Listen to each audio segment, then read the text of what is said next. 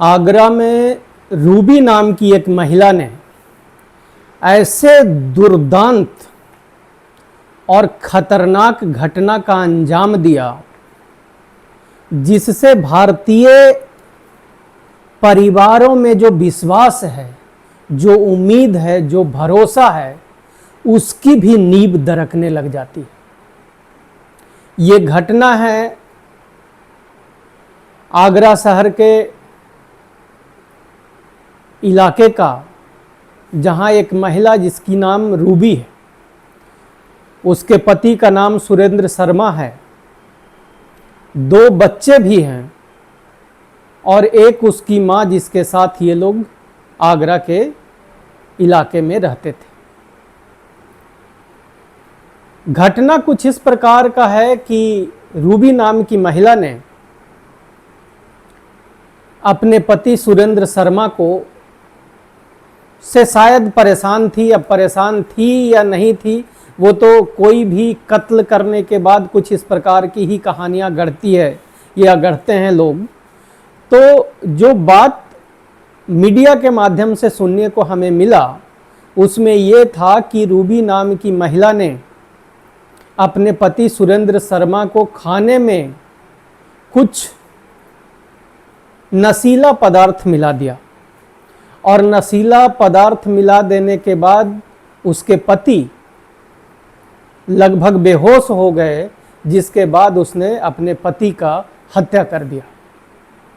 हत्या के बाद अगले दिन सुबह वो अपने बच्चों और मां को अपने मायके भेज देती है। मायके भेजने के बाद अपने ही घर के बाथरूम में जमीन को खोद कर अपने पति को गाड़ देती है, उसके डेड बॉडी को गाड़ देती है। और उसके कुछ समय बाद वो एक मिस्त्री को बुलाती है, जो मिस्त्री उसमें मतलब मिट्टी वगैरह सारा कुछ ये भर देती है। उसके बाद मिस्त्री को कहती है कि ये थोड़ा सा ऊपर उठ गया था, अब इसको आप प्लेन कर दो। तो वो आके सीमेंट वगैरह लगा के चला जाता। उसके बाद इस महिला ने, देखिए इसका सातिर दिमाग देखिए, ये महिला जो है वो अपने पूरे परिवार समाज में अपने बड़े लोगों को, अपने पति के बड़े भाई को कॉल करके कहती है कि मेरे पति जो है वो झगड़ा करके भाग गए हैं, और बड़ा वो अपने आप को दुखी दुनिया के सामने दिखाती है। वो एक पति के मौत के बाद एक पत्नी का जो रोल होता है वो बाखूबी अदा कर रही थी, ताकि दुनिया को सच न पता चल जाए कि कातिल उसकी पत्नी रूबी ही है। लेकिन कहा जाता है ना कि आप कितना भी सबूत को छुपा लो, कभी वो छुपता नहीं है, और ऐसा ही कुछ रूबी के साथ हुआ। तो इस दौरान पुलिस में कंप्लेन भी हुई। बाद में पुलिस ने कुछ पूछताछ जो है वो रूबी से किया, लेकिन रूबी के जवाबों ने पुलिस के मन में एक शक पैदा कर दिया, और जो शक पैदा हुआ उसी के आधार पे बाद में उसके पति के भाई को भी ऐसा लगा कि कुछ तो गड़बड़ है। और उसके पति के भाई ने, ये सारी जो बातें हैं वो मैं मीडिया के रिपोर्ट के आधार पर आपको बता रहा हूं, उसके पति ने पुलिस को अपना शक जाहिर किया, जिसमें कि पुलिस आती है 45 दिन के बाद। ध्यान रखिएगा, मामला पूरा 1.5 महीना तक दबा रहा, किसी को कुछ शक नहीं हुआ, लेकिन उसके बाद वो गड़े मुर्दे उखड़ने लगे, लोगों को शक होने लगा उसके व्यवहार पे, उसके नेचर पे, उसके कार्यकलाप पे। तो उसके बाद पुलिस आती है और पुलिस उस पर दबाव जब बनाती है तो वो महिला इस बात को एडमिट कर लेती है कि जी हाँ, मैंने मारा है अपने पति को, और घर के ही बाथरूम में मैंने उनको दफना दिया।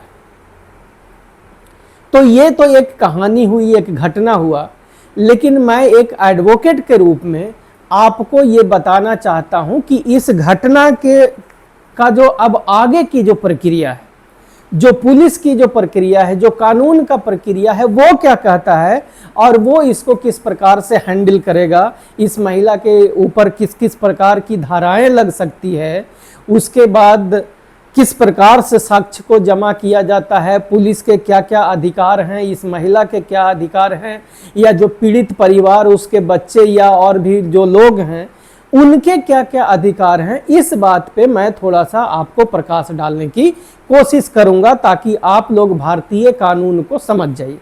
अब देखिए, इस घटना में 3 प्रकार के कानून जो हैं वो उसका इस्तेमाल होगा, उसका प्रयोग होगा। सबसे पहले जो आप सब लोग जानते हैं, पहले आप लोगों ने सुना था आईपीसी, जिसको इंडियन पिनल कोड कहते थे, बाद में उसे बदल करके बीएनएस कहा गया, भारतीय न्याय संहिता। तो भारतीय न्याय संहिता के तहत क्या होगा? भारतीय न्याय संहिता के तहत यह होगा कि उनके ऊपर जो उन्होंने क्राइम किया या जो भी क्राइम का शक है, उस शक के आधार पर उन पर क्या क्या धाराओं के तहत एफआईआर दर्ज होगी। तो ये पहला है। जो दूसरा है वो ये है कि बीएनएसएस जो है वो ये कहता है कि किस प्रकार से पुलिस उस पर कार्रवाई करेगी। तो उसके हर चीजों को कानून की किताबों में दर्ज किया गया है कि किस प्रकार से किन धाराओं के तहत वो पुलिस आगे की कार्रवाई करेगी। जो तीसरा कानून इस पे अट्रैक्ट होता है वो है भारतीय बीएसए, भारतीय साक्ष्य अधिनियम। तो बीएसए के तहत ये होगा कि किस प्रकार से साक्ष्य को कलेक्ट किया जाएगा, क्या क्या तौर तरीके होंगे, किस प्रकार से उन साक्ष्यों को कोर्ट में जमा किया जाएगा, जिसके आधार पे या तो सजा होगी या नहीं होगी, वो तो बाद की बात है। लेकिन मैं प्रक्रियाओं की बात करूंगा, क्योंकि आप लोगों को पता ही है कि कोर्ट जो है किसी भी मुद्दे पे, किसी भी मामले में बायस नहीं होती, मतलब वो पूर्वाग्रह से ग्रसित नहीं होती है। उसके सामने जो साक्ष्य, जो सबूत रखे जाते हैं, उसी के आधार पे कोर्ट जो है वो फैसला सुनाती है।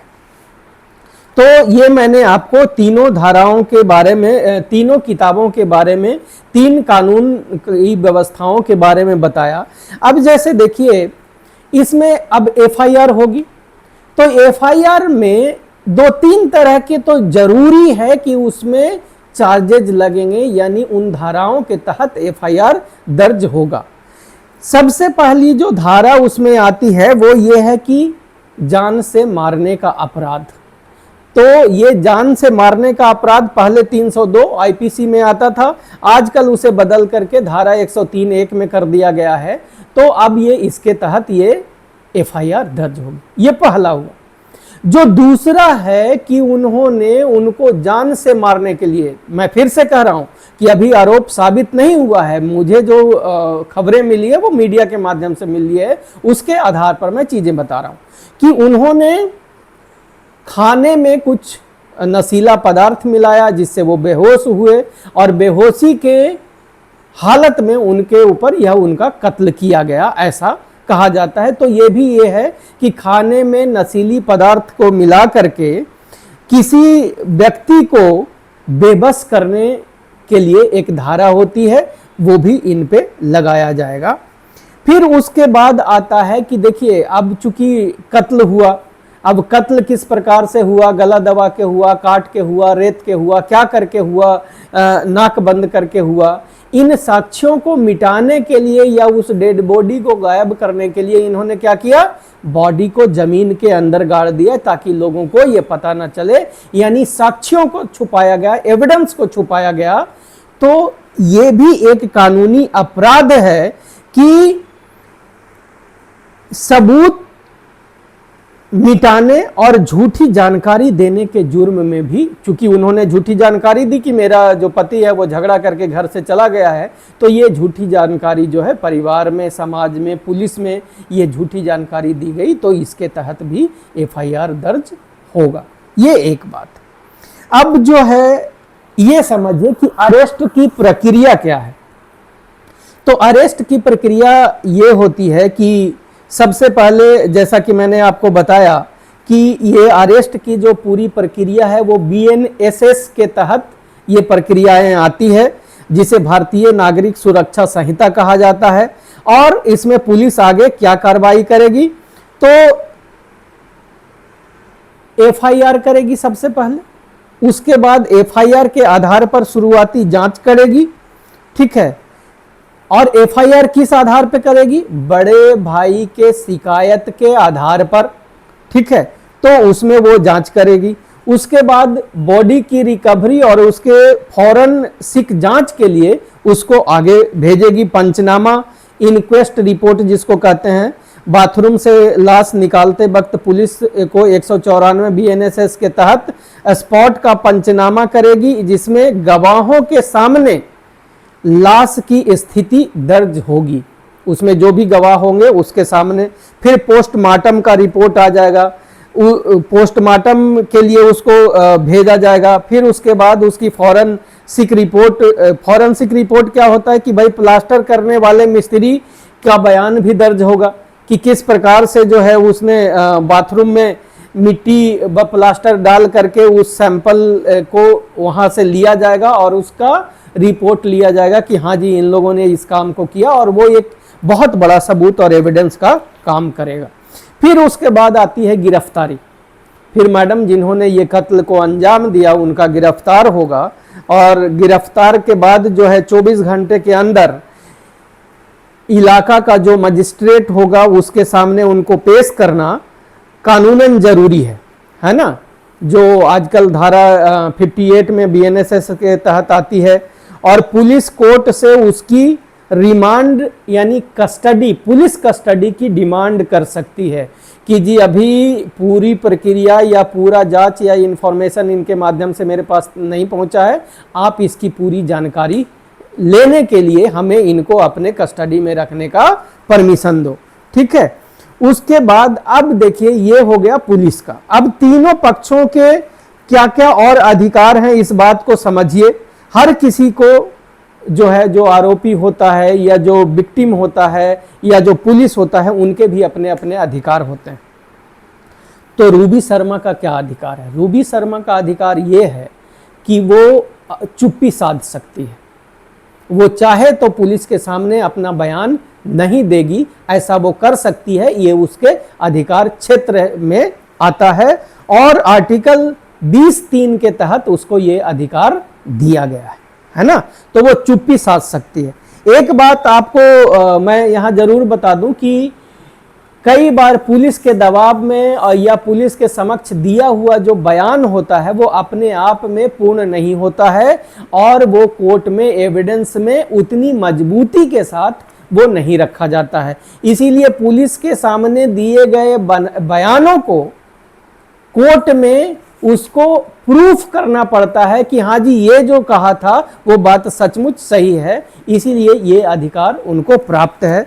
उसके बाद एक अधिकार और प्राप्त है कि अगर उनका अपना कोई वकील है, यानी किसका, जिसने कत्ल किया है उसका अपना वकील है, और चूंकि ये महिला हैं तो अपना वकील है तो ठीक बात है, और नहीं है तो सरकार जो है यानी कोर्ट जो है उनको free of cost legal aid के माध्यम से वकील देती है, ठीक है। अब महिला के रूप में एक और अधिकार उनको प्राप्त है कि सूर्यास्त के बाद और सूर्योदय से पहले उनको पुलिस गिरफ्तार नहीं कर सकती है, अनलेस कोई ऐसी बात हो जो एक्सप्लेन कर दे पुलिस कि भाई इस मजबूरी में हमको करना पड़ा, तो वो संभव है, ठीक है। उसके बाद विक्टिम के परिवार का क्या है? तो परिवार को एफआईआर की कॉपी मुफ्त मिलेगी, ये उनका अधिकार है। विक्टिम को या उसके परिवार को कंपनसेशन मिले, ये उसका अधिकार है। और गवाहों की सुरक्षा की वो लोग डिमांड कर सकते हैं कि मुझे शक है कि भाई जिसने कत्ल किया है उसके लोग या वो हमें जान से मार सकते हैं या किसी प्रकार से हमें गवाह देने में रोक सकते हैं, तो ये उसका अधिकार है। अधिकार क्षेत्र की बात है। अब पुलिस के अधिकार और कर्तव्य क्या है? तो पुलिस का सबसे पहला अधिकार है इन्वेस्टिगेशन का।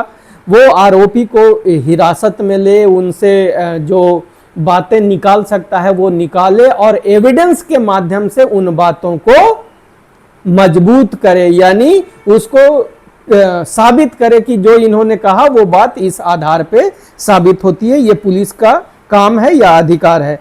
फिर सीसीटीवी या वीडियोग्राफी, ये सारा कुछ करना अधिकार है। जितना भी साक्ष्य कलेक्ट करना है ये जिम्मेदारी पुलिस की है और पुलिस को उस रोल के लिए वो अपना काम कर सकती है।